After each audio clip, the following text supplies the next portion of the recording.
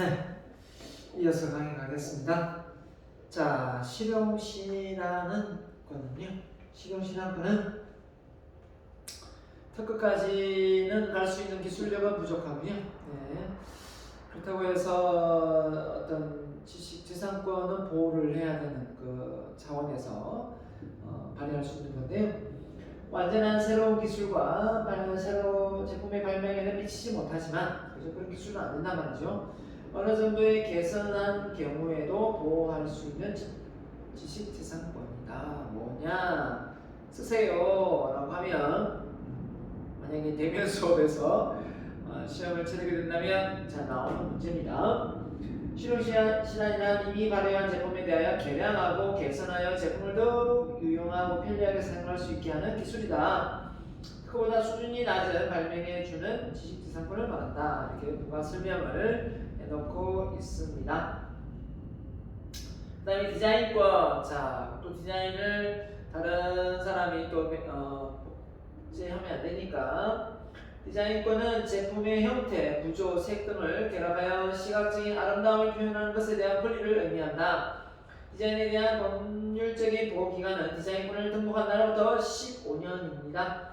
그래서 다시 계속 연장하려면 다시 해야 되겠죠. 자, 그 다음 상표권입니다. 자사의 상품을 구별할 수 있는 기호, 문자, 도형, 형상 등에 대한 권리를 의미한다. 이들의 결합 형태로도 상표권에 대한 법률적인 보호를 받을 수 있다. 상표에 대한 법률적인 보호 기간은 상표권을 등록한 날부터 10년, 디자인권은 15년이네요. 갱신을 원할 경우는 영구적인 사용도 가능하다. 갱신할 경우에는 영구적인 사용도 가능하다라고 되어 있습니다. 자, 그다음에 창업 지원 자금 유치해서 어떻게 보면 창업에서 가장 중요한 게 아이템, 그 다음에 돈, 그 다음에 뭐가 있습니까? 사람, 그 다음에 사업장, 상권 아닙니까? 자, 그 다음에 그래서 창업 지원 유치, 예비 창업자나 초기 창업자는 창업을 하는 조단은 크게 세 가지 정도가 있다. 첫 번째는 창업자가 직접 유통업자와 함께 주변에 돈을 모아서 창업을 하는 경우입니다. 자, 이럴 경우는 지인을 투자자로 해서 엔젤 투자라고 표현을 하긴 합니다. 두 번째는 정부가 지원하는 창업 지원 프로그램에 선정해서 자금을 유치한다. 이게 금리가 은행보다 조금 높을 수도 있고 은행보다 되게 낮을 수가 있는데 보통 창업을 한다면 젊은 청년 창업들에게는 은행 금리보다 좀 저렴하게 신용 대출을 해주는 걸로 알고 있는데요. 근데 그렇게 많이 저렴하지는 않습니다. 세 번째는 금융기관에서 융자를 받는 방법입니다. 그래서 이런 융자는 보통 담보대출을 많이 요구하고 있기 때문에 참고로 알아둔다면 아파트나 이런 상가나 토지나 이렇게 있다면 가장 담보대출을 손쉽게 할 수 있는 게 바로 아파트입니다. 아파트고 그 다음에 뭡니까? 사채나 아니면 사업 건물, 그렇죠? 사채 건물, 그 다음에 일반 상가 건물 이런 쪽이죠. 그 다음에 토지입니다.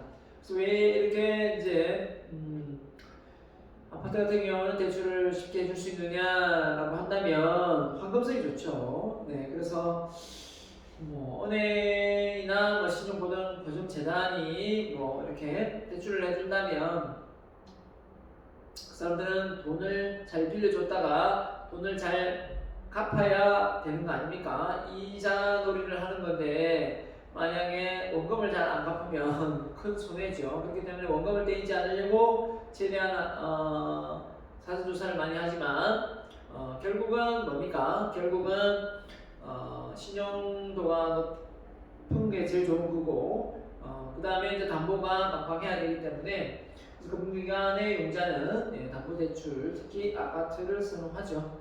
자, 그래서 금리를 많이 낮게 해줍니다. 그래서 등급을 매기기도 합니다. 창업자의 융자는 보통 뭐였습니까?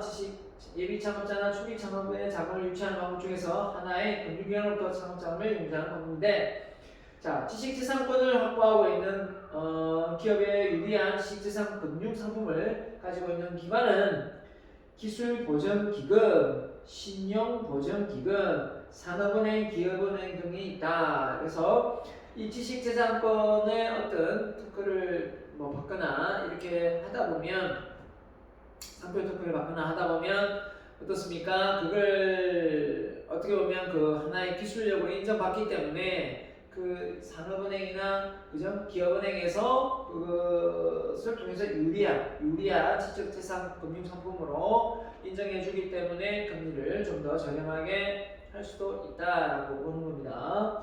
정부의 R&D 자금 유치, 자 그래서 초기 창업자 기업이 창업 지원금을 받아서 시제품을 완성하면 상용화를 위한 R&D 자금에 대한 필요성이 급증하게 된다. 이러한 경우 중소벤처기업부, 산업통상자원부 등에서 R&D 자금을 유치하여 국제적인 경쟁력을 갖춘 제품이나 서비스가 개발되도록 한다라는 겁니다. 그래서 중소벤처기업부나 산업통상부가 이런 R&D 분야에 어떤 그 돈을 먼저 투자를 해준다는 거죠.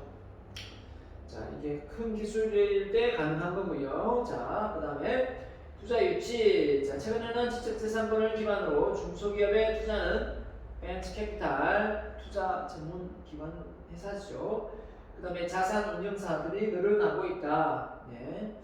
그래서 이 벤처는 말 그대로 이 하이 리스크, 하이 리턴에 대한 감안해서 투자를 하는 거니까.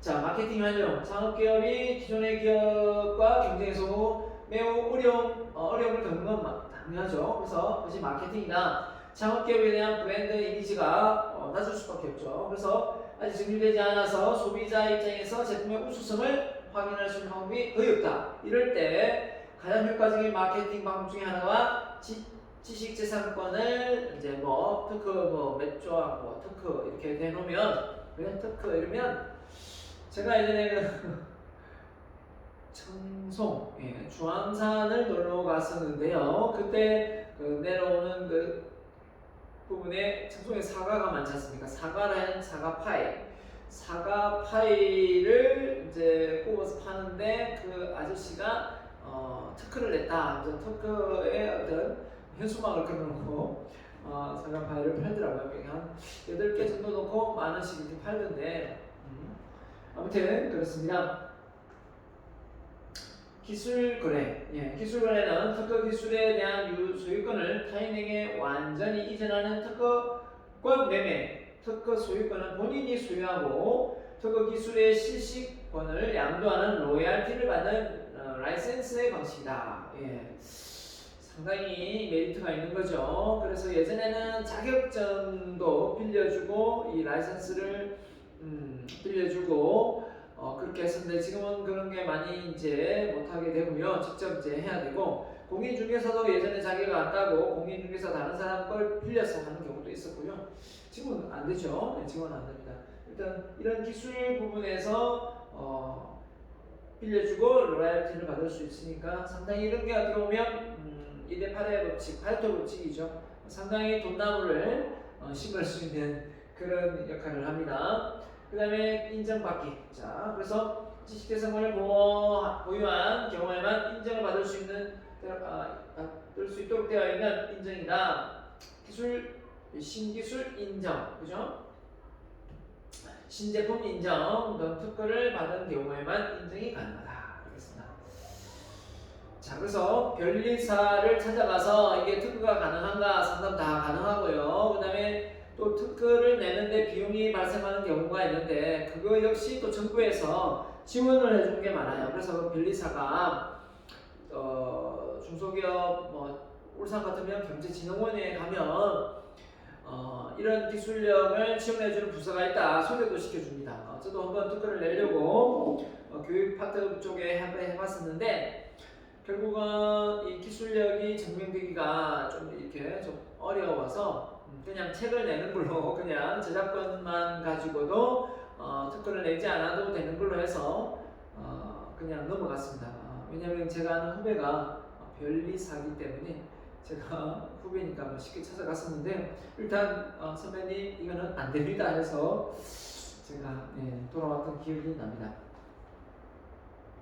자, 그 다음에 4차 산업혁명입니다. 4차 산업혁명. 자, 여러분 4차 산업혁명 그러면 많이 떠오르는 게 뭡니까? 내 일자리가 어떻게 될까? 이거 아닙니까? 그죠? 자, 4차 산업혁명 시대에 가장 필요한 인재상이 뭐냐? 이 네 가지라고 보면 되겠습니다. 우리 책에 없습니다. 소통, 그 다음에 비판적 사고, 그죠? 그 다음에 비판적 사고를 하는 창의력, 그 다음에 협업. 자, 많이 듣는 게 융합, 소통 이런 말 많이 제가 했습니다만은 융합 왜 필요하죠? 우리는 지금까지의 어떤 기술력이 사실 어떻게 보면 결합을 하는 형태가 참 많았습니다. 음식점만 해도 결합을 참 많이 하죠. 전혀 연관성이 없는 게 결합을 해서 또는 분리되어서 나가지 않습니까? 그래서 전문화되기도 하고요. 자, 그래서 어떻게 보면 이 수직화되어 있는 이 조직 구조가 이렇게 상호 그물망처럼 얽혀 있는 경우가 대부분입니다. 그래서 생산자가 생산자 이렇게 하고 소비자는 소비자, 도매상은 도매상 이렇게 분리되어서 운영되는 방식이 이 플랫폼 하나에서 모여서 수시때때로 시시각각, 그죠? 시시각각 정보를 주고받으면서 제품의 어떤 디맨드를 해야 되나? 소비자가 요구하는 그런 제품을 실시간으로 만들어내고 수정하고 해야 되기 때문에 어떻게 보면 이렇게 빠르게 소통하지 않으면 질 좋은 제품을 만들어낼 수도 없고 소비자의 니즈를 파악해서 그런 제품을 생산해 줄 수도 없습니다. 왜 그러냐면 온라인이 이게 SNS가 발달되어 있지 않다면 이게 실시간으로 어떤 게 이렇게 변화되고 바뀌는 거를 잘 감지할 수 없을 수도 있는데 지금은 그게 아니지 않습니까? 이게 빠르게 변해가고 정보가 빠르게 주고받다 보니까 내가 어떤 부분에서 문제가 되는지 이런 게 금방 드러납니다. 그래서 그런 부분을 우리가 실시간으로 검색해서 알아낼 수가 있어요. 그렇다면 내가 어떤 서비스 부분에서 부당하게 대우를 받았다라고 하면 그에 대한 조치를 바로 할 수 있잖아요. 그죠? 그래서 제가 뭐 이런 얘기 했는지 모르겠는데 붙박이장을 하나 사용하니까 200 하더라고요. 한 14자 들어간 방이 커서 제가 이제 이사를 했는데 그래서 근데 그 똑같은 모델을 오프라인에서 그 정도 가격으로 견적을 봤어요. 근데 온라인으로 들어가니까 200만 원 초반대 한 30만 원 정도 금액이 차이가 많이 나는 거예요. 한 10만 원도 아니고.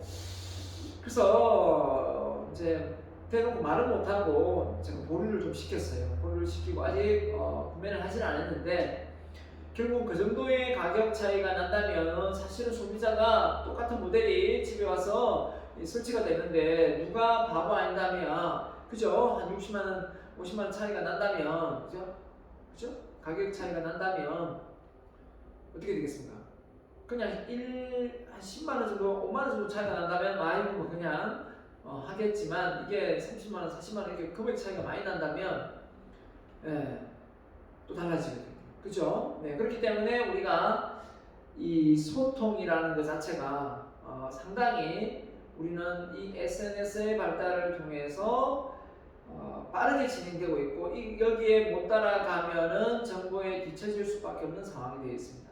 네, 그래서 소비자가 요구하는 조항이 이제는 바로바로 이렇게 변화되어 가야만 되고 그렇지 않으면은 빨리 갈아타는 다른 공급자하고의 어떤 관계가 크기 때문에 조심해야 되는 거죠. 그래서 이런 점을 놓고 볼 때 이 소통과 협업 또는 융합 이런 부분이 다 뭐하고 연결되어 있냐면 창의력 또 소비자가 말하는 이 비판적 사고력이 결국은 다 윈윈할 수 있는 부분이라는 거죠. 그걸 그냥 불평 불만으로 생각하기보다는 이런 불편함이 개선이 되면 더 좋은 질 좋은 제품이 만들어질 수 있다.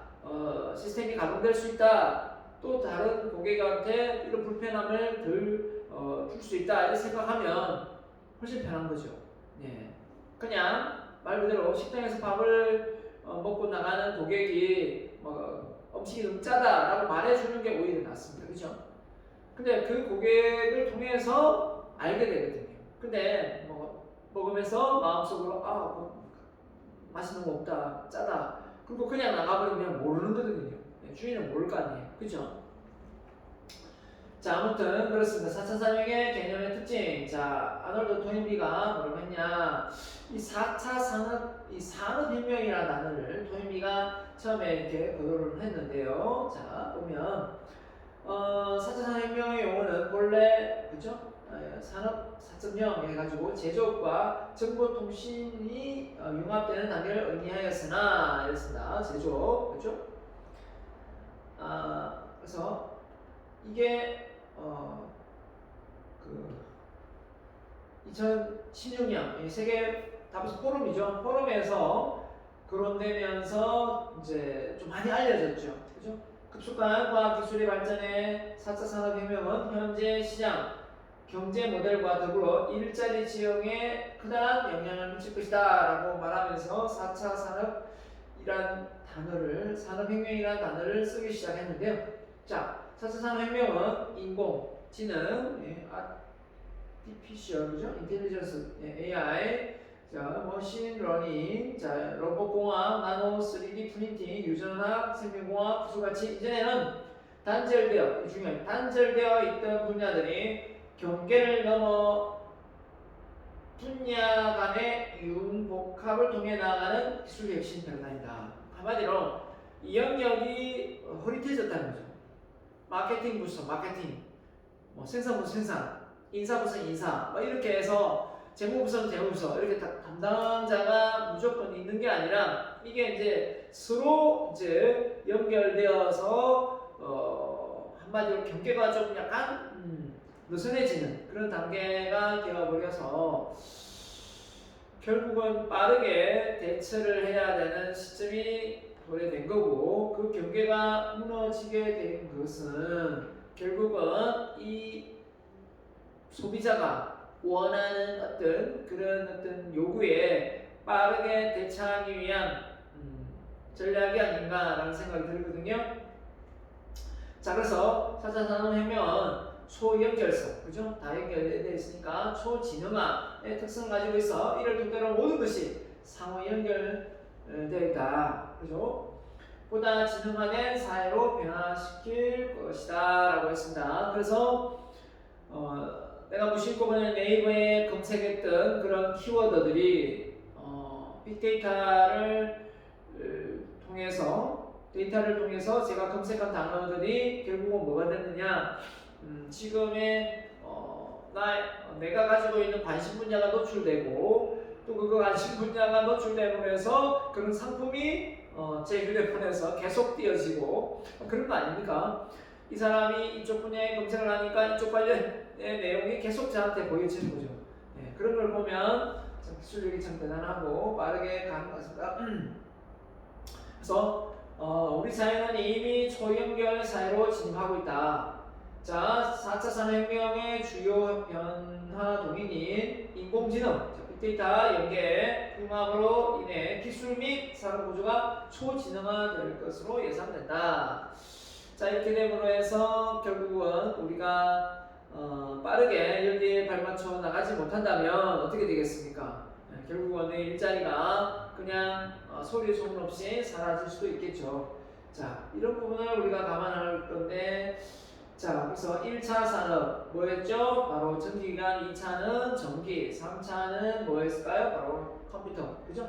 컴퓨터 인터넷의 정보. 4차 산업이 AI, 인공지능, 예. 자, 그래서 지능과 정보의 어떤 결합, 빅데이터, 사물 인터넷, 클라우드. 자, 이렇게 4차 산업혁명에서 많이 거론되는 용어들입니다. 자, 이런 용어들을 통해서 우리가 모르고 있어서는 안 되겠고, 자, 더 나아가서 새로운 비즈니스 모델을 만들어내는데 이 융합과 이 복합 또는 뭡니까? 이 소통, 이게 정말 중요한 것 같습니다.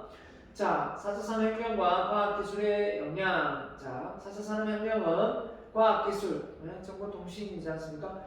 과학기술과 정보통신의 기술이 발전에 촉발되어 사물 인터넷, 클라우드 컴퓨터, 빅데이터, 5G, ICT 기술을 통해 생산 계획부터 자원 관리, 생산 공정, 유통에 걸친 상호 소통 시스템을 지능적으로 구축함으로써 작업의 경쟁력을 향상한다라고 해놨습니다.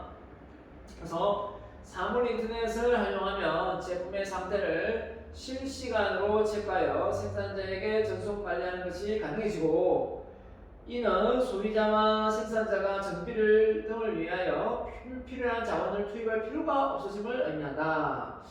그렇죠. 그래서 실시간으로 관리되어지니까 정말 좋아지는 거죠. 네.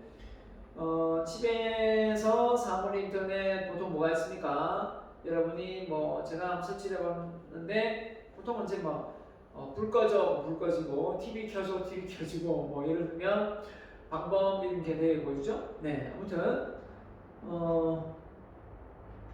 또 뭐가 있을까요? 내가 어떤 그 키를 차고 있으면 엘리베이터가 잡아줘요. 엘리베이터가 이렇게 잡아지고 이런 거죠. 이런 걸 제가 체험을 최근에 해봤었는데, 여러분도 이제 앞으로 많이 이런 체험을 많이 하게 될 겁니다. 클라우드로 인해 소프트웨어 확장이 가능해져 소프트웨어의 개발 플랫폼도 확대되고 있습니다. 인공지능, 로봇을 비롯한 사물 인터넷도 클라우드 상의 소프트웨어 플랫폼화가 진행되고 있다. 이렇게 클라우드가 이제 이게 한마디로 새로운 저장 공간을 통해서 거기서 작업해서 올리면 또 다른 사람이 또 볼 수 있게끔 이렇게 되는 부분이죠. 자, 그래서 공유할 수 있고요. 자, 다양한 내용이 나오는데요. 자, 이거 상세한 내용은 여러분이 한번 그냥 읽어보시고, 자, 모르는 거 없을 거고요. 자, 여기 보면 블록체인. 자, 블록체인이 바로 요즘에 핫 이슈 되고 있는 비트코인이 이렇게 만들어지는 어떤 뭡니까 이게 자 보시죠. 그러니까 한마디로 이 비트코인은 전자화폐니까 이 돈이 갑자기 내가 투자한 금액이 사라진다 하면 이게 문제가 심각한 거지 않습니까? 그러니까 한마디로 암호화되어 있는 경우 이게 한마디로 차단될 수 있는 그런 프로그램이죠. 자, 그래서 서로 모르는 사용자들이 공동으로 들어가서 시스템으로 프로그래밍 가능하고 암호화되어 보안이 되면 모두가 공유하기 때문에 특정 사용자가 시스템을 통제할 수 없다. 그죠? 그래서 현재 비트코인의 블록체인 기술을 이용하여 금융 거래를 하고 있으며 향후 각종 국가 발급 조항 증명서, 보험 청구, 의료 기록, 투표 등 코드화가 가능한 모든 거래가 블록체인 시스템으로 통해 가능할 것이다. 그래서 이 블록체인 시스템을 통해서 보안상의 문제가 없는 경우는 다양한 내가 가지고 있는 기록들이 서로 공유되어질 수 있는 부분이 되겠죠. 이게 특정 사람에 의해서 조작되거나 하면 이게 안 되겠죠, 그죠?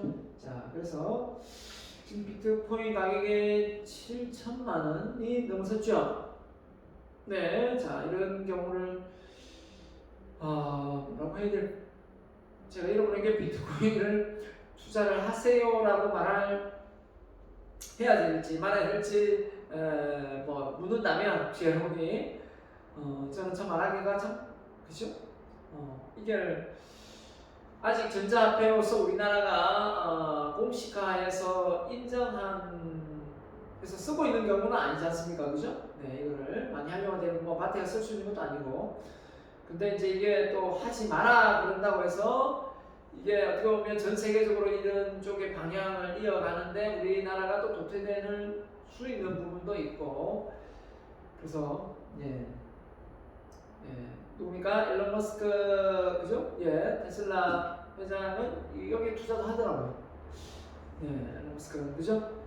근데 모르겠습니다. 저는 아직 그쪽에는 너무 하이 리스크 하이 리턴이라 너무 수익 구조 자체가 변동성이 너무 커져서 약간 투기성에 가깝지 않는가라는 생각도 들고 아직 실용화 단계가 된 것도 아닌데 많이 그죠? 예, 그 돈이 너무 가치가 많이 올라서 어떻게 보면 거품이 좀 많이 껴있지 않나라는 제 생각입니다.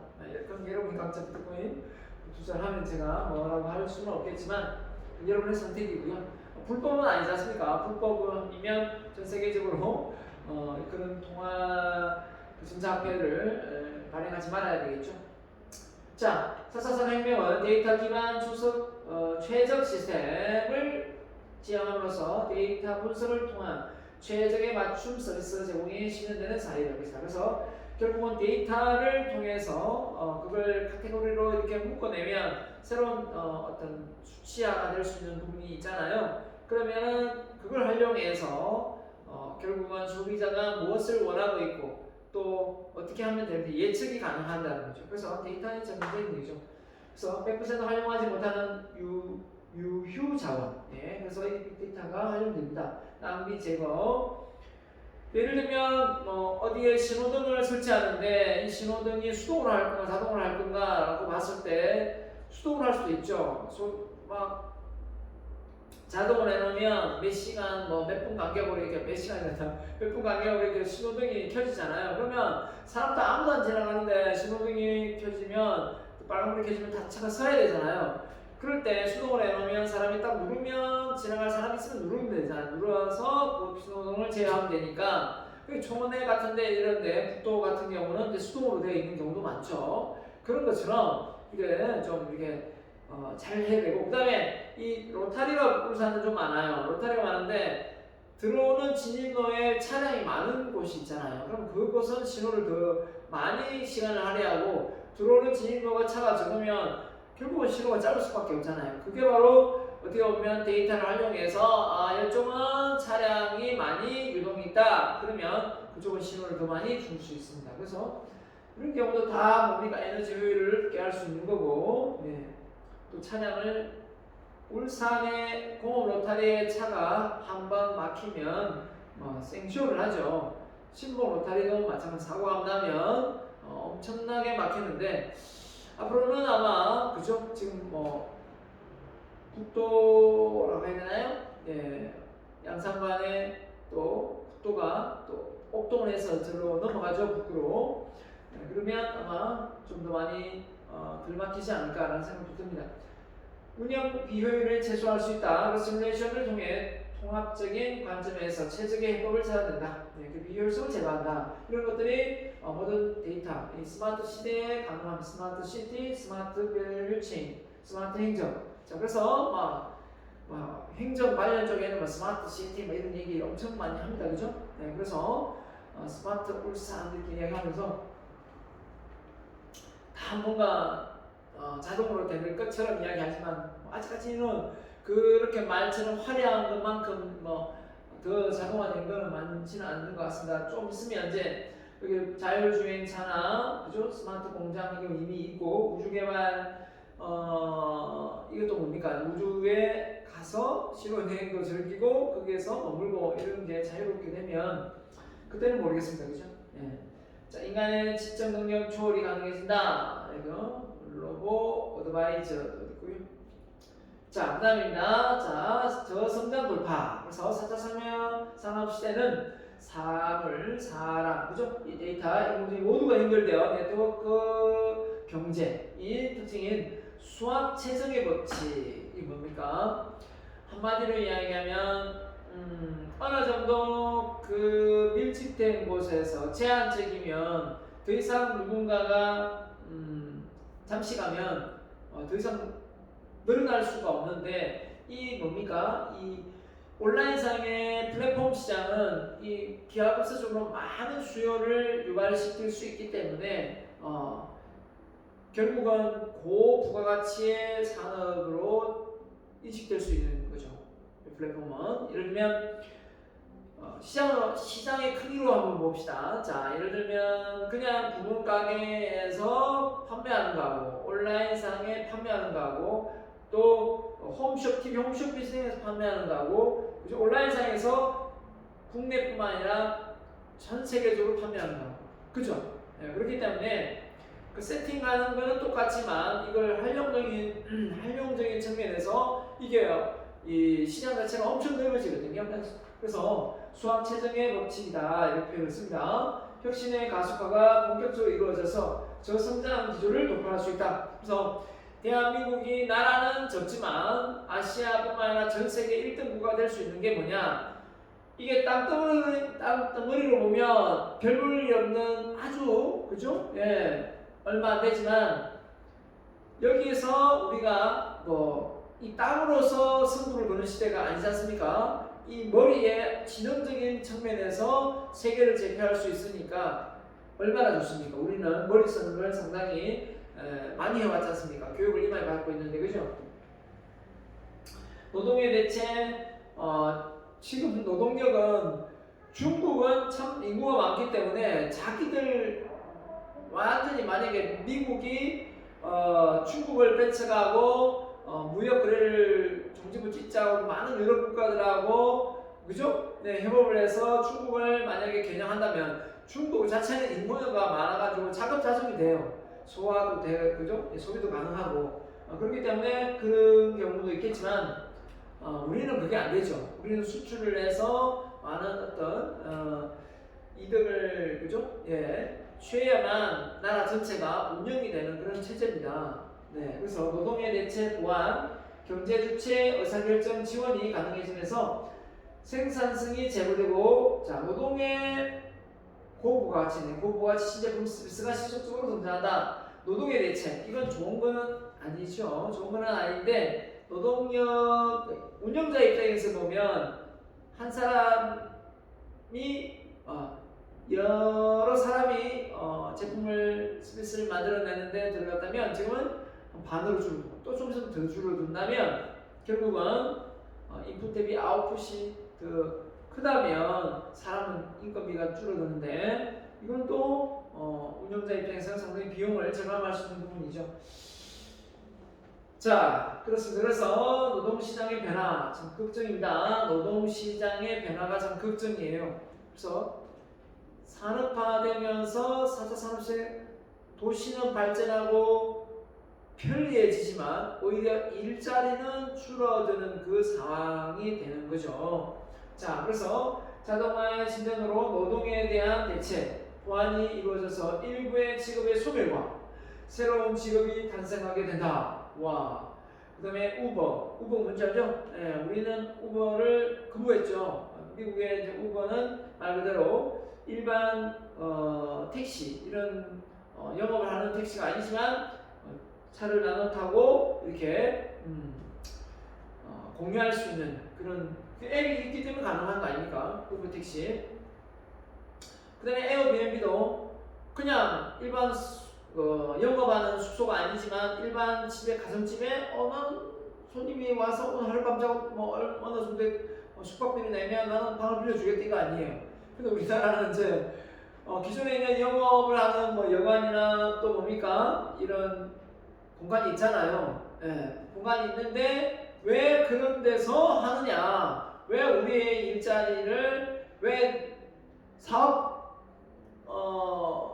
그죠? 등록증도 안 하고 그걸 하느냐 이렇게 이제 그거 넘어지는 거죠. 소비자 입장에서는 어떻게 보면 편리성을 요구한다면 다 가능한 일이지만 어떻게 보면 우리나라는 그런 단체들이 택시 노조나 이런 단체들이 있다 보니까 결국은 못 이긴 척 그냥 아직 거부하고 있는 거죠. 받아들이지 않고 있는 거죠. 사실은 소비자의 편리성을 생각하면 다 받아들여서 결국은 경쟁을 할 수밖에 없는 구조지 않습니까? 에어비앤비가 우리나라에 왔다면 우리나라의 뭡니까 모텔이나 이런 쪽이 얼마나 또 타격을 입겠어요. 그죠? 자, 그런 점에서 이게 무조건 다 수용을 해야 되느냐 하지 말아야 되느냐 이게 문제가 아니라 이제는 막는데도 한계가 있다 이거죠. 네, 막는데도 한계가 있다. 그래서 막는데도 한계가 있는데 이것을 무조건 막아서 될 일은 아닌 것 같고 결국은 이 변화의 속에서 잘 대처해 나갈 수 있는 그러니까 지연시키는 거죠. 정부는 어디까지나 이런 점이 외국에서 일어나고 사업 비즈니스 모델이 일어나지만 아직까지 우리나라에는 이런 쪽에 종사하는 분들이 많기 때문에 그분들의 어떤 그 수익을 보장하기 위해서 사업을 좀 막아주고 있는 거죠. 자, 한마디로 지금 중소 뭡니까 큰 대형 할인마트에서 좀 중간 사이즈로 마트가 많이 생기지 않습니까? 그게 많이 생기다 보니까 대형 할인점이 장사가 좀 안 되는 거예요. 또 온라인상에도 많이 해서 사업이 안 되는 경우도 있거든요. 자, 그런 것도 우리가 좀만 이제 예전에 슈퍼마켓이 많았을 때 정말 많았었거든요. 그 슈퍼마켓을 또 뭡니까 이 대형 할인점이 들어오면서 그 지역에 하나 들어오는 순간 조그만 슈퍼마켓은 한 10대, 6개가 싹 문을 닫는 경우가 있었어요. 그러니까 이런 걸 놓고 보면 결국은 이런 상황을 예의주시하고 발맞춰 가는 수밖에 없어요. 예, 그렇게 해서 불평불만으로 막 그죠? 네, 노조하는 사람들이 막 어떻게 합니까? 불평불만을 붙고 신나 붙고 막 불지르고 이렇게 해서 막 자살을 하고 이런 것도 있지만 그것도 어디까지나 한계가 반드시 도래한다. 저는 그렇게 생각합니다. 공급자와 수요자의 상시인계라듯이 지능 정보를 기술을 활용하면 노동과 같은 요소 시장도 수요와 공급자 간의 상시 연결하여 시장 메커니즘이 완전히 원활히 작동한다. 경영 측면에서 필요한 수준의 탄력적으로 노동력을 활용할 수 있지만 노동력 측면에서는 자신이 원하는 시장, 장소, 근로 시간을 지능정보 기술을 활용하여 선택할 수 있다라고 했습니다. 그래서 노동자 입장에서는 이렇게 편리성은 있지만 어떻게 보면 내가 일자리가 없어질 수도 있다 이런 측면도 있습니다. 네, 이런 측면도 있고 아쉽지만 그렇죠? 네. 그래서 소비자의 효용 정대. 그래서 4차 산업시대는 맞춤형 개인화된 소비자가 소비가 가능한 시대. 그러니까 서로 어떻게 보면 보완한 대체적인 관계를 맺는 다양한 플랫폼 간의 경쟁 환경에서 소비자는 플랫폼을 선택하고 개인화된 상품, 제품, 서비스를 누릴 수 있다. 그만큼 소비자의 파워가 더 월등히 좋아질 수밖에 없는 상황에 놓여지게 된 겁니다. 그래서 이 기술력을 바탕으로 결국 생산자 입장에서는 훨씬 더 소비자의 눈치를 볼 수밖에 없는 그런 상황까지 도래되는 겁니다. 자, 여기까지 하고 다음 시간에 강의를 이어가도록 하겠습니다. 자, 네, 다음 시간에 뵙겠습니다.